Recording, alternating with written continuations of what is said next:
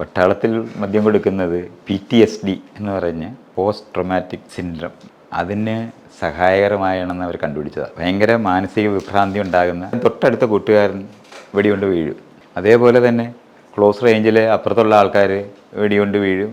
അല്ലെന്നുണ്ടെങ്കിൽ അവർ ഇൻവേഷൻ പോലെ ആണെന്നുണ്ടെങ്കിൽ കുത്തിക്കൊല്ലുകയൊക്കെ ചെയ്യേണ്ടി വരും. അത് കുട്ടികളെയെല്ലാം അങ്ങനെ കൊല്ല ബാധ്യത വരും. ഇത് ജീവിതത്തിന് അർത്ഥശൂന്യത ഉണ്ടാക്കുന്ന ഒരു സംഭവമായിട്ട് അത്തരത്തിലുള്ള നമ്മളിപ്പോൾ അതിർത്തി കടന്ന് ആക്രമിക്കാൻ പോകുമ്പോൾ വീടുകളിനകത്തൊക്കെ നമ്മൾ പ്ലാൻഡായ രണ്ടുപേരും പട്ടാളക്കാരായിരിക്കുന്നവർ തമ്മിൽ യുദ്ധം ചെയ്യുമ്പോൾ മാത്രമാണല്ലോ ന്യായങ്ങളുള്ളത്. ബാക്കിയൊക്കെ നമ്മളിപ്പോഴും പറയുന്നത് നിഷ്കളങ്കരായ കുട്ടികളും സ്ത്രീകളും എന്നൊക്കെ പറഞ്ഞ് നമ്മൾ പറയുമ്പോൾ അതിർത്തി കടന്ന് അപ്പുറത്തോട്ട് കയ്യേറുന്ന സ്ഥലത്തോട്ട് എത്തിക്കഴിഞ്ഞാൽ ഇത് മുഴുവൻ ചെയ്യുന്നവരായിട്ട് മാറും. നമ്മൾ ഈ മനുഷ്യനെ അയലത്തുള്ളവനെ എല്ലാം സ്നേഹിക്കണം, മറ്റുള്ളവരെ സ്നേഹിക്കണം എന്നൊക്കെ പഠിപ്പിക്കുന്നത് സ്കൂളിനകത്ത് ക്ലാസ്സിനകത്തൊക്കെ പഠിച്ചു പോയ ആൾക്കാരാണ് ഇതല്ല. പക്ഷേ യുദ്ധത്തിന് പോയി കഴിഞ്ഞാൽ ഭയങ്കര ഭീകരമായ അനുഭവമായിട്ട് അത് മാറും.